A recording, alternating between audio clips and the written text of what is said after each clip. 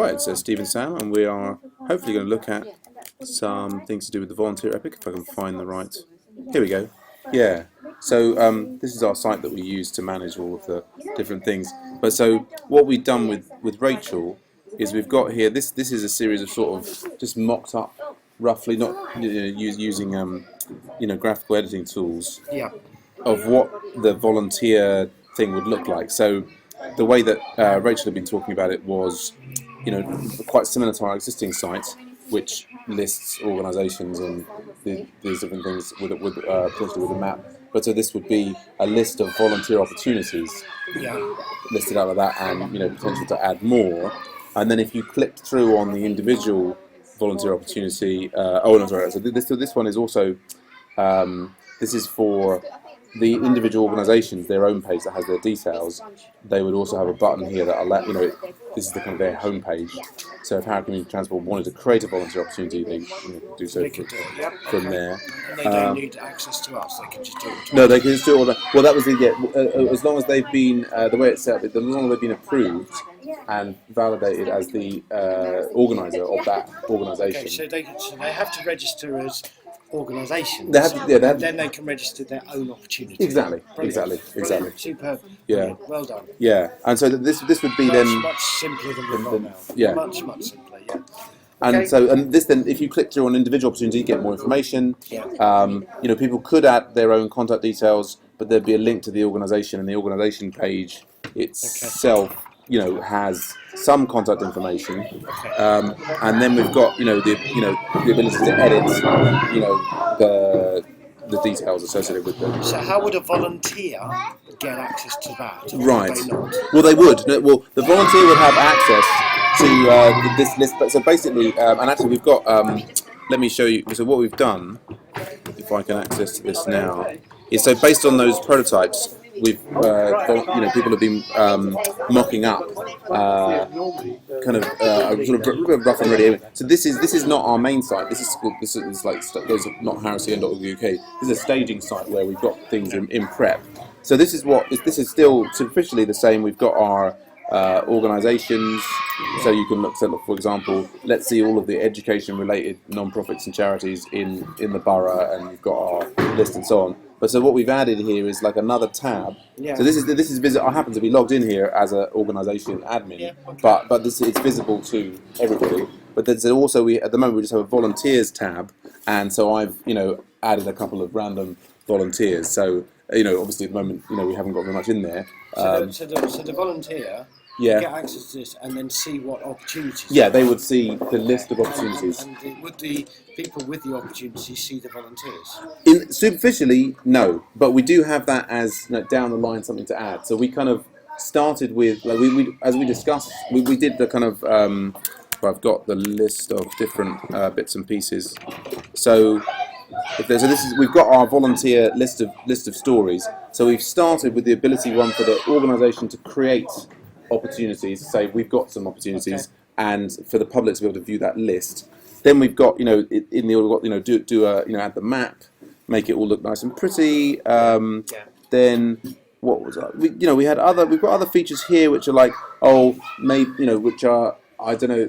I mean, we've sort of sorted them in order of relative complexity, or this is the kind of thing that you could say, oh yes, this feature is of higher priority, and we could move that up and make it happen sooner. But so, for example, we've got one here that was sort of next on the after sort of cleaning that up, which would be that on the organisation page you'd see the list of volunteer opportunities. So some people might be particularly interested in volunteering for a particular organisation. Yeah. So you'd have an easy place to see rather than having to sort through everybody's. You could see what was going on there. Okay, that sounds good. Yeah. So then we also had. So we've got as you've seen, we've got categories for the organisations. You could have a variety of categories for the volunteer opportunities themselves to aid in the process of people looking for a volunteer opportunity. Categories could be useful. Then that's an older thing. Yeah. So I think next up we had this so that where we'd have a kind of expiration date for the volunteer opportunities, so that obviously one of the dangers with this is if people put in volunteer opportunities, then it gets out of date relatively quickly. Like they've filled or it's not. So you could end up with a lot of stale data. So which is what we've got at the moment. Right. So we're suggesting like maybe after 6 weeks, or set some. Yeah, if it's not being utilised, it's gone. People then need to read it. Yeah, so we have like an email to organization saying we've taken your list off, but if it's still available, just click this button and you could have it. And that's fine. And then this one was this is the thing that you're talking about. This would be allowed to so the way we'd sort of go on doing simplest first is in the first instance the people would just apply for they would just see here's the information about a volunteer opportunity, and they'd be seeing the details of it. If we go and look at they'd say, oh yes, they need a driver. I'll give them a ring, but it would be we'd leave that up to the individual. What we were, a follow-up, would be to allow the application process to go through the site itself, so that the person who wanted to be a volunteer, they'd say, oh, I'm interested in that opportunity. They click, a button to say, oh, I'm interested in that, and it would their details would then be made available to the organisation. If they wanted them to. If the member of the public has said. Well, by virtue of clicking onto it. They're basically saying it would be like apply for this volunteer opportunity. But the other way round, it means that the volunteers aren't going to get inundated with millions of people saying, "Will you be a volunteer for me?" Yeah, am I understanding? Yeah, no. In the first instance, basically, this is setting up so that the organisations themselves can receive people, saying, "I want to volunteer," through. They're free to specify in their description, please phone us or email us or whatever it wants it to be. Yeah. And another level would be, if you're interested in this, please specify and we'll get back to you. And it would basically be asking the member of the public or whoever is volunteering to leave what they thought the contact details were. And I can see how, for example, if an organisation is receiving a lot of volunteers, they don't want to get them all phoning up all the time. They'd like to be able to look through a list and see who they'd like to contact. So, Right, okay, so we just say that I'm a bit slower than you in terms of understanding it. Sure. So what we've got is the volunteer can see very clearly all the opportunities, and they can click a button, say I'm interested, and by doing that they're also saying to the prospective organisation that they're volunteering for, please contact me. Yeah, that's right. Now the other way round is what I'm interested in. Will that volunteer then be at first sight? Will the organisations be able to see who all the volunteers are? Yes, in principle, that would be after they've seen it, would they be able to contact them? Yeah, I mean, because my initial thoughts, by all means you can take it into consideration, is that there is many more volunteer opportunities than there are volunteers. So what you could have is an army of people like the council, who want to hoover up with the volunteers. Yeah, it's almost like it's a volunteering market, so you can almost have it so that rather than it being, so you could have it like, if you wanted to volunteer, you could then, as it were, have different organisations saying, you should volunteer for us because, Whereas I think if there's some kind of control on the organisation's ability to contact the volunteer, then that would be different. So if, for instance, they're in contact with us, or something, and we're in contact with the volunteer, to say, well, there's this, that, and the other, and then we can do it, because it could be that the volunteer, because we've got their data and knowledge, is only specific to wanting to work with young people in a in a certain area within a certain walking distance of so and so. And I want to prevent, I think, MenCap from ringing them up with the thing saying, I've got my event on Saturday in the park, and I'm desperate, can you please come out? When it's not appropriate for them. Because there are some people, particularly MenCap, where there is a very aggressive person who will get in contact with them and bully people into coming to do things. Well, in the first instance, what the angle of what we've built so far is there's no ability for organisations to contact the individual volunteers. It's all about the individual volunteers. That makes me happy. Yeah, but it's just like, will what would be better is if we've got a situation, it may be there at the moment, is if the organisation can see there is a list of volunteers. Right. Yeah, not to be able to contact them, but just see that there is it's a a list list. of volunteers. Yeah, no, well, that's certainly something that we could include. So that they can say, is there anyone to do it? So we could either go down the red, and I'm quite happy. Yeah. If Rachel, because in a sense, Yeah. this is Rachel's bag, and Rachel needs to own it with you. Sure. So I don't mind if what I've just said isn't there. No, what sure. I would be concerned about, I suppose, and that's where I'm coming from, is if you've got organisations with the ability to contact volunteers. Yeah, no, my experience is we've basically not got anything in the system that would allow that at the moment. And I mean, I think that I think what we had yeah, I mean, in this sort of extended feature, it would allow the, thinking of it from the organisation's point of view, if they've got a lot of volunteers, allow the volunteers to sort of register their contact details and say, okay, yeah, if they're regularly volunteering and so on, rather than having to contact each organisation out of band. If the volunteers registered with us and said, you know, these are my preferences, these are my contact details, you know, could even be saying, notify me of things that are appropriate. But was that your phone or did mine? I think that sounds like that might have been. Was that your? How do I check that out? Well, if we have a look there, I don't think so. That's the thing with that. Well, I think that it might have been someone else's because it's probably this lady who's talking about it. She's got the same ringtone. Okay, now that's really good. So the access for both organisations is clear. It makes sense. My preference is, as I said, and how you configure that. I don't. I mean, I guess the interesting thing in what you're saying. I mean, do you like? We were sort of assuming that in the first instance that, you know, basically this is sort of like a clearinghouse, so that organisations could say, we have these needs, and that people who are interested can browse those, and if they want to, at the time of their choosing, they can get in touch.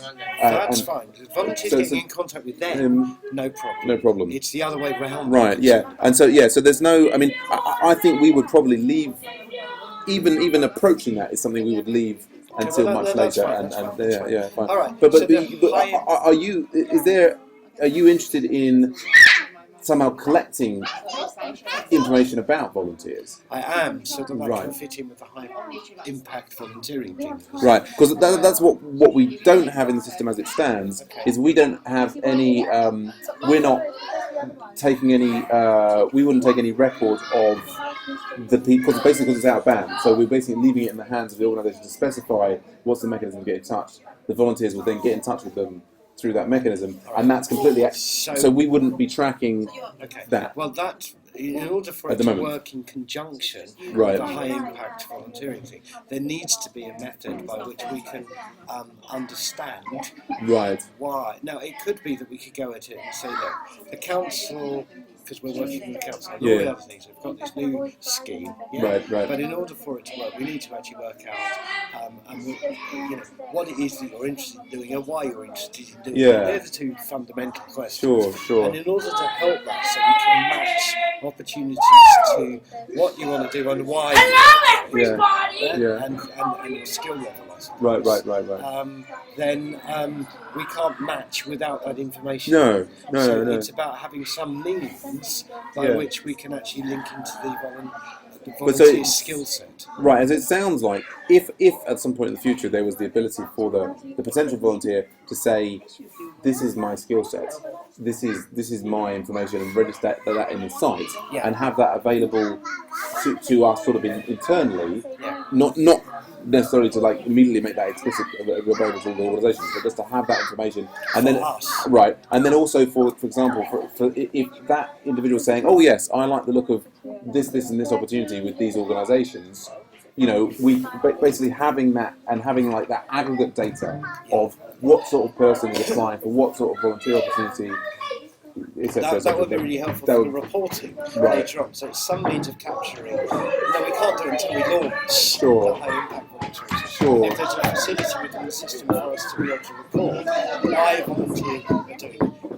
Let me give an example. Okay, so it is required go on. for people to get into a medical school. to go and do some work in Right. some hospital or other setting. So I get people ringing up saying, I would like to go and volunteer with older people. Right, So, right. all we want to do is Yes. 1 hour in a residential home. A week. Right, right. Because the only purpose of doing it is Yeah. so that they can get onto medical school. Right. Now, the difficulty with that the volunteering for 1 hour is completely and utterly useless Okay. to the other thing. But so the volunteer is trying to do is Sure. Sure. No problem. But maybe see you next week. You're welcome. Yeah. okay. So that's kind of wholly inappropriate. Right. For the people the older people in their home, they need more. So right, it's got you. but if we have a kind of situation where we say, okay, why are they interested in doing it? And they're saying, well, actually, we want to do, befriending or something like that. Right. We're doing this because we're required to do it. Okay. Do you see what I mean? Yeah. No, it's see what you're saying. different, so we can put it together. Absolutely. Another example would be on the other side. Right. St Luke's is a classic. Yeah. Right. I know St Luke's. Yeah. Luke's will want volunteers. Yeah. But they don't It's a want charity to shop. pay. They don't want to pay. They don't want to pay expenses. No, so they're right. asking people not just to come and volunteer for them, but to pay any expenses that they're doing to volunteer for them. Right. Which Okay. I think is wrong. So what I'd like to do is have in the situation of questions for the opportunities. Right. Is are you prepared to pay expenses?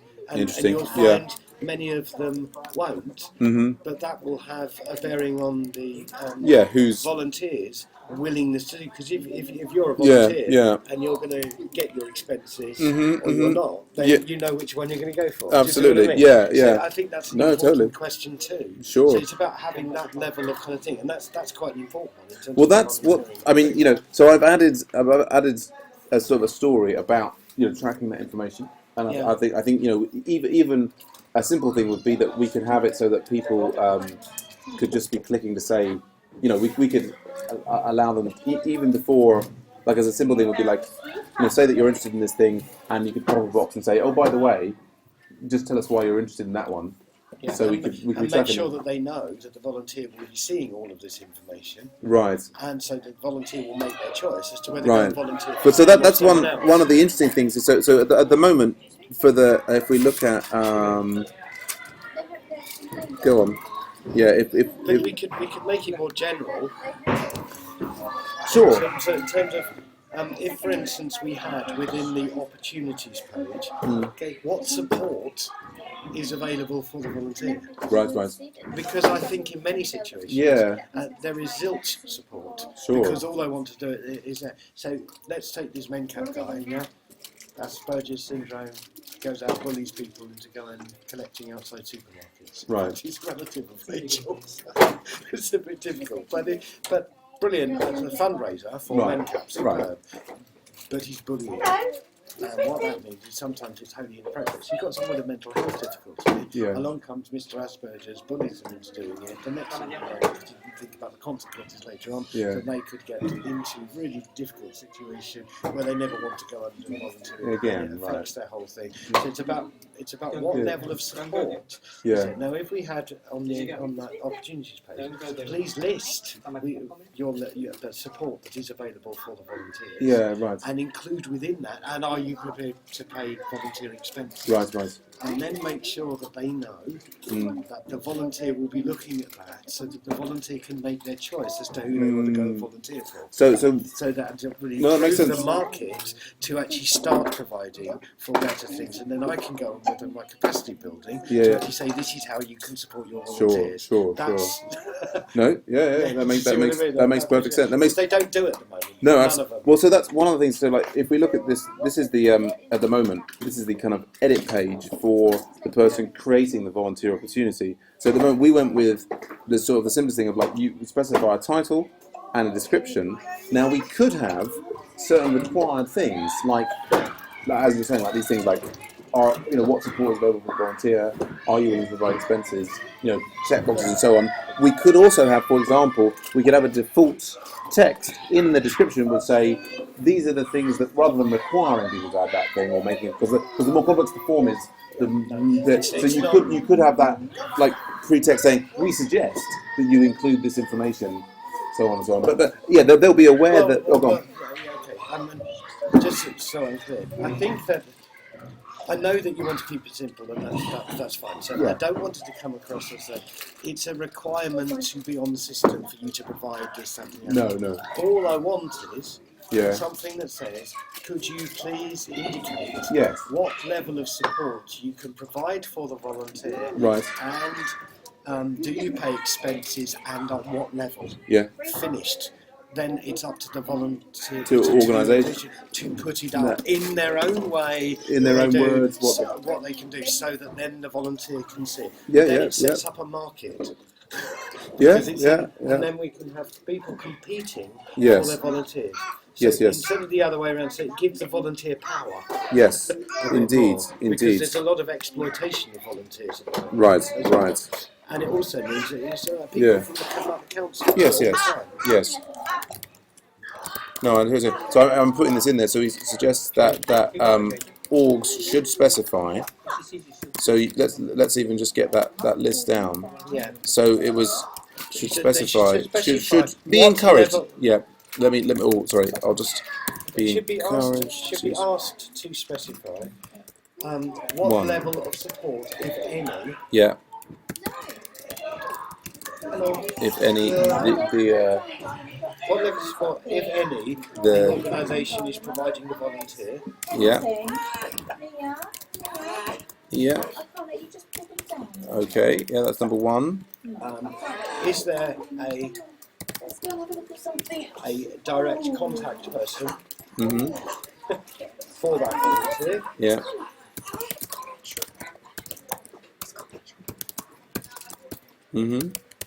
And three, does the organisation pay expenses? Now, if we would say like expenses might be e.g. travel costs. Could be, but I think it's up to them to actually list. And if so, what level?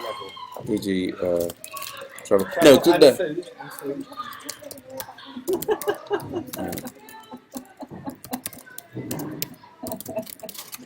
Yeah, I'm just because we've got a whole range of, obviously there's like big organisations like makeup, and then there's going to be like people doing their like charity tea fundraising, whatever. So just I think when you say that, it's always good to provide, which is why it's up to them to actually come up with their own wording. Yeah. And then was there four? So we had what level of support, if any, that they will provide? Is there a direct contact person? Does the organisation pay expenses for the volunteer, and if so, what level? Yeah. Will there and skills development? Oh, okay. Is there a skills development opportunity for the volunteer? Right. Which I think is fairly reasonable. Yeah. Absolutely. Yeah. And if so, how managed? Right. Get the bastards down. So I'm kind of thinking about it in terms of when you're doing an internship, an unpaid internship. You want to know what you're getting out of it.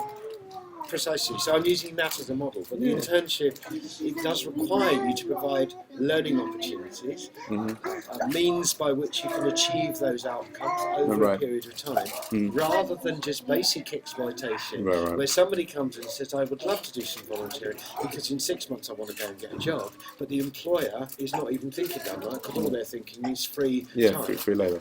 But that will help deal it out. And if they then know that volunteers will be choosing from their answers to questions, it might encourage them to actually improve that. Absolutely.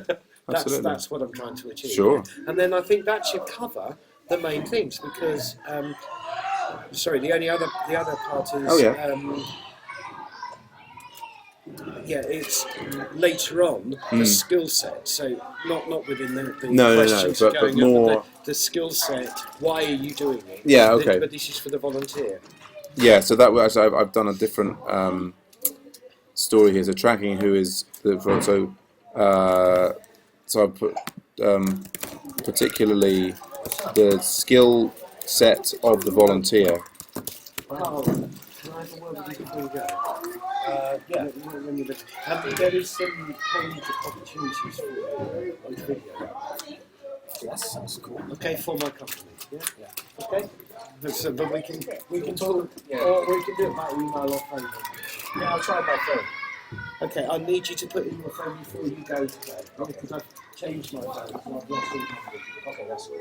Okay, alright, that's cool. Oh, so, well, that's one thing we could maybe help you transfer all the numbers over. But were you storing the numbers on?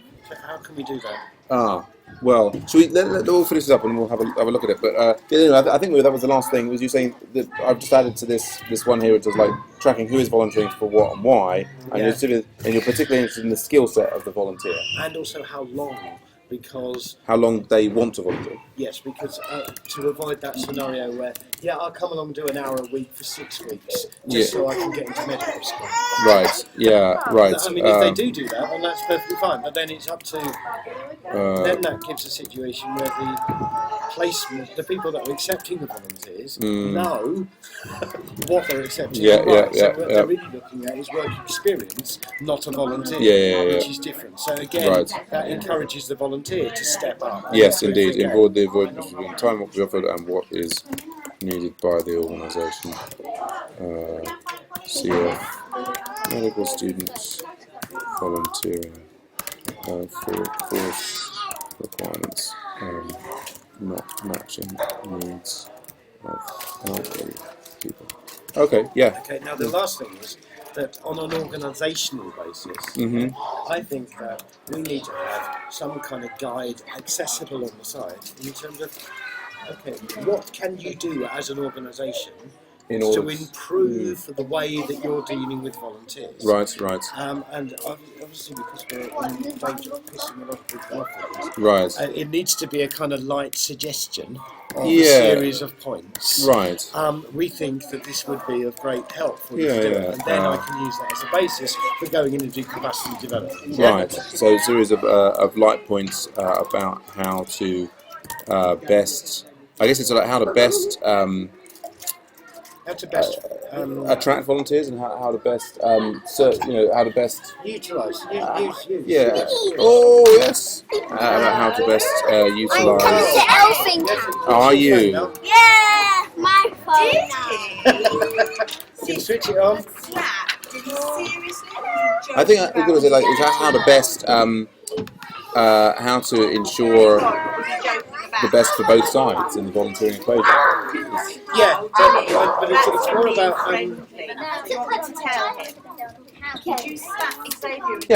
How is an organisation set up to deal with volunteers? Right. That's the nub of it. So how can an organisation best deal with or best set itself up or adjust to deal with volunteers?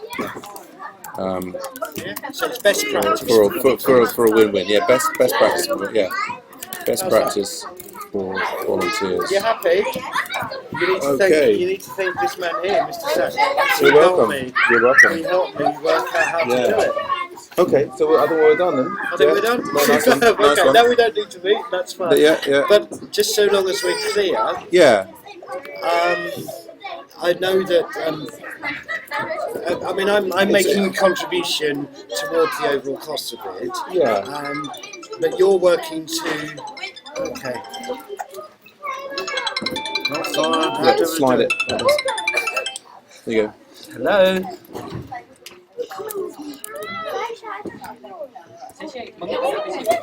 All right. Well, we'll get home by bus.